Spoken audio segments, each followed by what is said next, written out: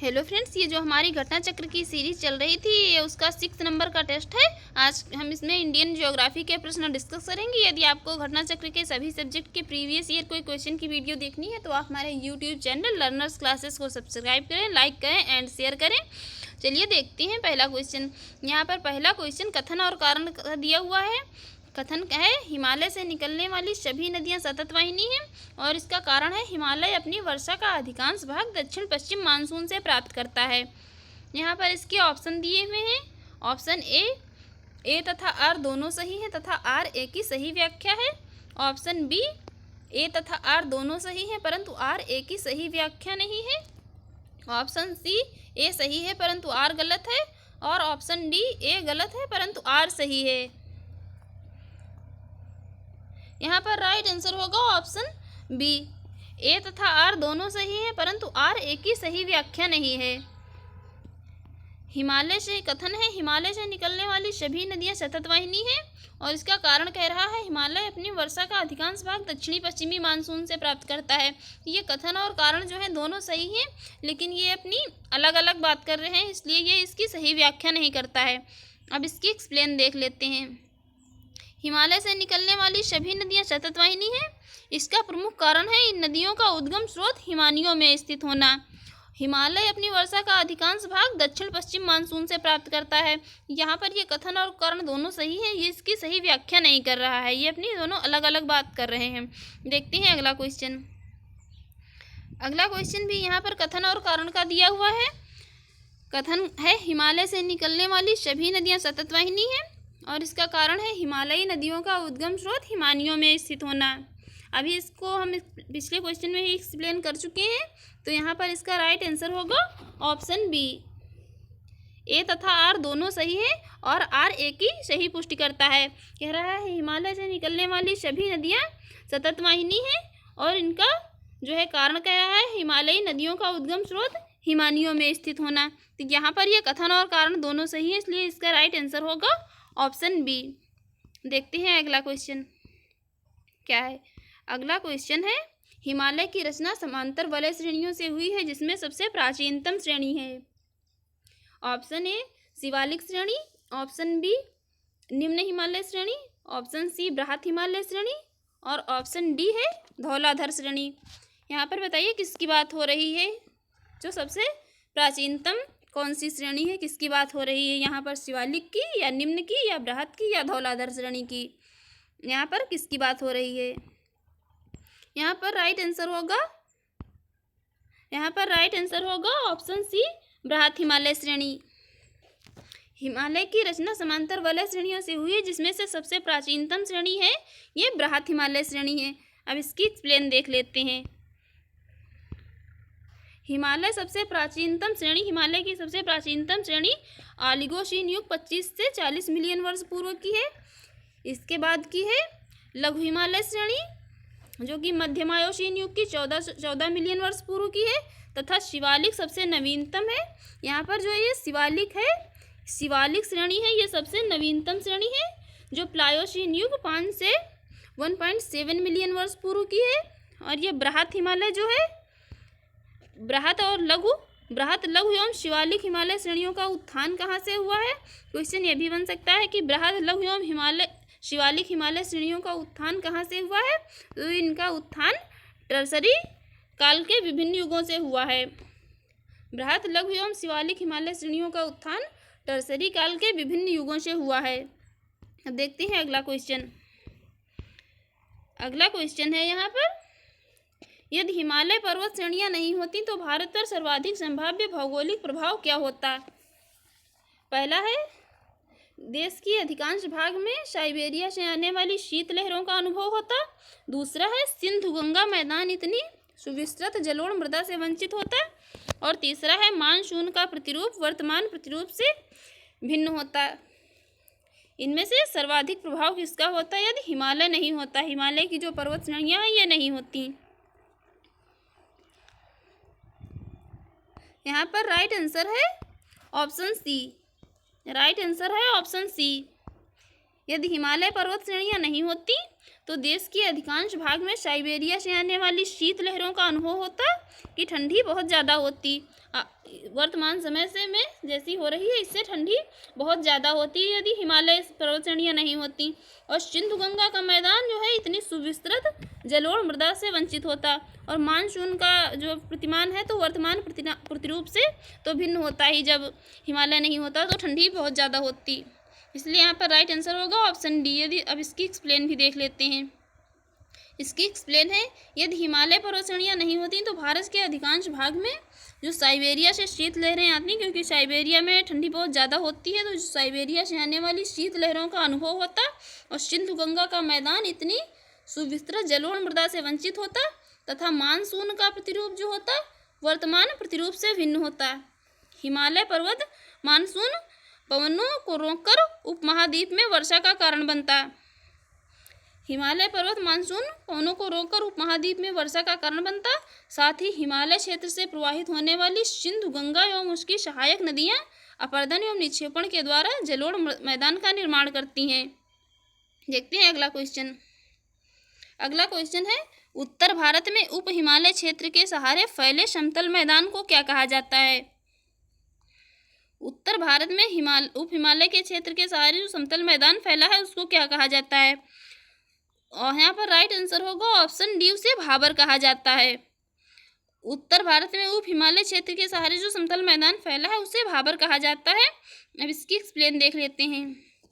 उप हिमालय क्षेत्र के गिरिपद क्षेत्र में पश्चिम में सिंधु से पूर्व में तीस्ता के बीच फैले समतल मैदान को, गिरिपद क्षेत्र जो है इसमें पश्चिम में सिंधु से पूर्व में तीस्ता के बीच फैला समतल मैदान जो है इसे भाबर कहा जाता है। यह सामान्यतः 8 से 16 किलोमीटर चौड़ी हिमालयी नदियों द्वारा अचानक ढाल भंग होने के कारण शिवालिक के अग्र क्षेत्र में की गई कंकड़ और बजरी के जमावों से निर्मित मेखला है। इसका निर्माण कैसे हुआ है? ये जो भाबर क्षेत्र है तो ये कंकड़ और बजरी के जमावों से हुआ है। देखते हैं अगला क्वेश्चन क्या है। अगला क्वेश्चन है, हिमालय का पर्वत प्रदेय प्रदेश क्या कहलाता है? हिमालय का पर्वत प्रदेय प्रदेश जो है ये क्या कहलाता है? यहाँ पर इसके ऑप्शन है, option A trans Himalaya, option B Shivalik Himalaya, option C Brihad Himalaya और ऑप्शन डी है अरावली। इसे क्या कहा जाता है? आप लोग भी सोचिए आंसर इसका क्या होगा। यहाँ पर इसका राइट आंसर होगा option B Shivalik. Right answer होगा शिवालिक। हिमालय का पर्वत प्रदेय प्रदेश जो है उसे शिवालिक कहा जाता है। इसकी एक्सप्लेन देख लेते हैं। हिमालय का पर्वत प्रदेय प्रदेश शिवालिक श्रेणी के दक्षिणी भाग पर है। हिमालय का ये कहाँ पर है? तो शिवालिक श्रेणी के दक्षिणी भाग पर है। ये हिमालय की सबसे दक्षिणी श्रेणी है। क्वेश्चन ये भी बन सकता है, हिमालय की सबसे दक्षिणी श्रेणी कौन है? ये शिवालिक सबसे दक्षिणी श्रेणी है। शिवालिक के उत्तरी तथा लघु हिमालय के दक्षिणी ढालों के मध्य अनेक चौरस तल वाली संरचनात्मक घाटियां स्थित हैं। देखते हैं अगला क्वेश्चन क्या है। अगला क्वेश्चन है, शिवालिक श्रेणी का निर्माण हुआ है। शिवालिक श्रेणी का निर्माण हुआ है। ये शिवालिक श्रेणी का निर्माण सेनोजोइक युग में हुआ था। अभी हमने पिछले क्वेश्चन में ही डिस्कस किया था शिवालिक श्रेणी का निर्माण कब हुआ था, तो ये सेनोजोइक युग में हुआ था। अब इसकी एक्सप्लेन देख लेते हैं। शिवालिक या बाह्य हिमालय का निर्माण आज से लगभग 5 से 1.7 मिलियन वर्ष पूर्व प्लायोसीन युग अर्थात जिसे सेनोजोइक युग भी कहा जाता था उसमें हुआ था। किसका निर्माण? शिवालिक श्रेणी का निर्माण। देखते हैं अगला क्वेश्चन। अगला क्वेश्चन है, शिवालिक श्रेणियों की ऊंचाई कितनी है? शिवालिक श्रेणियों की ऊंचाई कितनी है? यहाँ पर ऑप्शन है ए, ऑप्शन ए 850 से 1200 मीटर के मध्य, ऑप्शन बी 750 से 1100 मीटर के मध्य, ऑप्शन सी 750 से 1500 मीटर के मध्य और ऑप्शन डी 750 से 1300 मीटर के मध्य। यहाँ पर ऑप्शन सही नहीं दिए हुए हैं। इसकी जो है दक्षिणी श्रेणी की ऊंचाई है 900 से 1100 मीटर के मध्य और शिवालिक श्रेणियों की ऊंचाई में प्रादेशिक भिन्नता पाई जाती है। जो शिवालिक श्रेणी की सबसे दक्षिणी श्रेणी है इसकी ऊंचाई 900 से 1100 मीटर के मध्य है। इसकी शिवालिक श्रेणियाँ की जो ऊंचाई है, यहाँ पर शिवालिक श्रेणियों की ऊंचाई पूछ रहा है तो इसमें प्रादेशिक भिन्नता पाई जाती है। ये अलग अलग प्रदेश में अलग अलग ऊंचाई में स्थित हैं। देखते हैं अगला क्वेश्चन क्या है। अगला क्वेश्चन है, कुमाऊं हिमालय निम्नलिखित में से किन नदियों के बीच स्थित है? कुमाऊं का हिमालय जो है ये किन दो नदियों के बीच स्थित है? ऑप्शन ए सिंधु और सतलज, ऑप्शन बी काली और तीस्ता, ऑप्शन सी सतलज और काली, ऑप्शन डी तीस्ता और ब्रह्मपुत्र। ये किस किस के बीच स्थित है? जो कुमाऊं हिमालय है। कुमाऊं हिमालय किस किस नदियों के बीच स्थित है? तो राइट आंसर होगा यहाँ पर सतलज और काली। कुमाऊं हिमालय सतलज और काली नदियों के बीच स्थित है। इसकी एक्सप्लेन देख लेते हैं। कुमाऊं हिमालय सतलज और काली नदियों के बीच स्थित है। सिंधु और सतलज नदियों के बीच स्थित हिमालय के भाग को पंजाब हिमालय कहा जाता है। ये जो सिंधु और सतलज नदियों के बीच स्थित हिमालय के भाग को सिंधु, और जो ये सतलज नदियों के बीच हिमालय स्थित है इसके भाग को पंजाब हिमालय कहा जाता है। काली और तीस्ता नदियों के बीच स्थित हिमालय को नेपाल हिमालय कहा जाता है। काली और तीस्ता के बीच जो स्थित है इसको नेपाल हिमालय कहा जाता है, तथा तीस्ता और दिहांग नदियों के बीच स्थित हिमालय के भाग को असम हिमालय कहा जाता है। ये दिहांग और तीस्ता नदियों के बीच जो हिमालय स्थित है इस भाग को असम हिमालय कहा जाता है। देखते हैं अगला क्वेश्चन क्या है। अगला क्वेश्चन है शिवालिक शैल समूह के दक्षिण में भाबर क्षेत्र का उदाहरण है। शिवालिक शैल समूह के दक्षिण में जो भाबर का क्षेत्र है वो क्या कहलाता है? ऑप्शन ए मध्य भूमि स्थिति का, ऑप्शन बी अंतरा पर्वतीय स्थिति का, ऑप्शन सी गिरिपद की स्थिति का, या ऑप्शन डी अनुसमुद्री स्थिति का। क्या कहलाता है? शिवालिक शैल के दक्षिण में जो ये भाबर क्षेत्र है। यहाँ पर राइट आंसर होगा ऑप्शन सी गिरिपद की स्थिति। शिवालिक शैल समूह के दक्षिण में भाबर क्षेत्र उदाहरण है गिरिपद की स्थिति का। इसे गिरिपद कहा जाता है। इसकी एक्सप्लेन भी देख लेते हैं। भाबर मैदान शिवालिक के गिरिपद क्षेत्र के पश्चिम में सिंधु से पूर्व में तीस्ता के बीच फैला हुआ है। 8 से 16 किमी चौड़ाई में है। इस मैदान का निर्माण कंकड़ व बजरी के जमाव से हुआ है। इसका निर्माण भाबर जो है भी हम पहले भी एक्सप्लेन कर चुके हैं। और ये भाबर शिवालिक के गिरिपद क्षेत्र के पश्चिम में सिंधु से पूर्व में तीस्ता के बीच फैला हुआ है और ये कंकड़ एवं बजरी के जमाव से इसका निर्माण हुआ है। इसका गिरिपद की स्थिति का मतलब कि शिवालिक हिमालय का। देखते हैं अगला क्वेश्चन। अगला क्वेश्चन है जब आप हिमालय की यात्रा करेंगे तो आप निम्नलिखित में से देखेंगे। गहरे गड्ढों को देखेंगे, या यू टर्न वाले नदी मार्ग देखेंगे, या समांतर पर्वत श्रेणियाँ, या भूस्खलन के लिए उत्तरदायी तीव्र ढाल प्रवणता। जब आप हिमालय की यात्रा करेंगे तो निम्न में से क्या देखेंगे? यहाँ पर राइट आंसर होगा ऑप्शन डी। राइट आंसर होगा ऑप्शन डी।